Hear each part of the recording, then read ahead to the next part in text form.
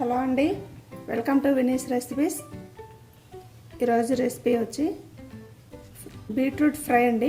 సింపుల్గా ఎంతో హెల్తీ అయిన బీట్రూట్ ఫ్రై. సైడ్ డిష్ పప్పు కానీ సాంబార్ కానీ సైడ్ డిష్ బాగుంటుంది, రసంకైనా బాగుంటుంది. ఇది ఎలా చేయాలో చూద్దాం. ఇప్పుడు స్టవ్ మీద ఇలా ప్యాన్ పెట్టుకోవాలండి. ప్యాన్ పెట్టుకొని హీట్ అయిన తర్వాత ఆయిల్ వేసుకోవాలి. 3 టేబుల్ స్పూన్ల ఆయిల్ పడుతుంది.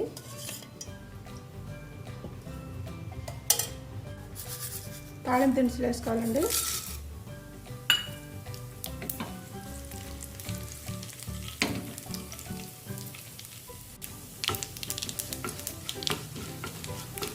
ఆవాలు, జీలకర్ర, మినపప్పు, శనగపప్పు, ఒక 2 ఎండుమిర్చి అండి. వేసుకున్నాక వెల్లుల్లి దెబ్బలు,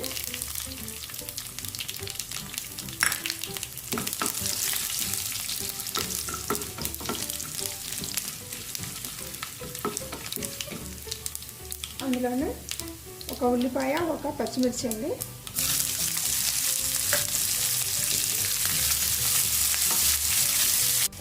కరివేపాకు కావాలి.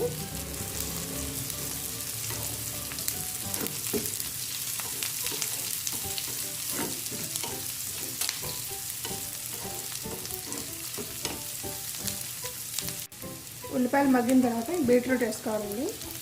చాలా చిన్నగా కట్ చేసుకోవాలి.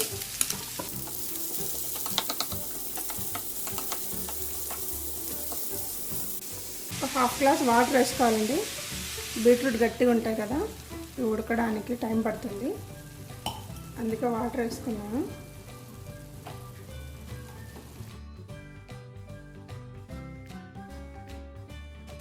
ఇది ఇంకా ఉడకాలండి.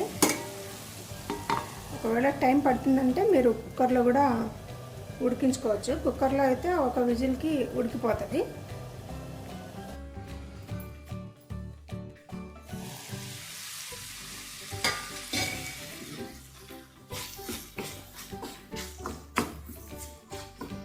ఇది ఇందులో వాటర్ అన్నీ ఇంకిపోయినాయండి.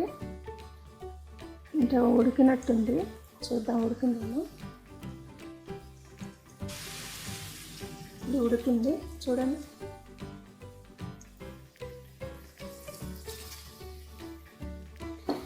ఉప్పు వేసుకోవాలి తగినంత.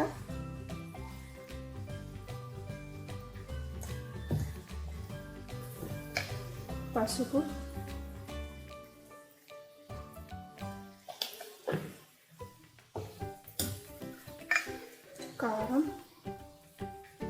కారం చూసేసుకోవాలండి.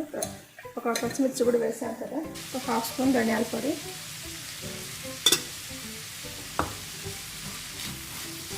అన్నీ బాగా కలుపుకోవాలి.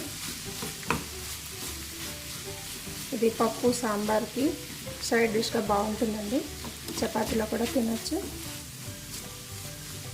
పిల్లలకైతే పింక్ కర్రీ అని చెప్పి తినిపించచ్చు. పింక్ కలర్లో ఉంటుంది కదా బీట్రూట్. ఫైనల్గా కొత్తిమీర వేసుకుందాం.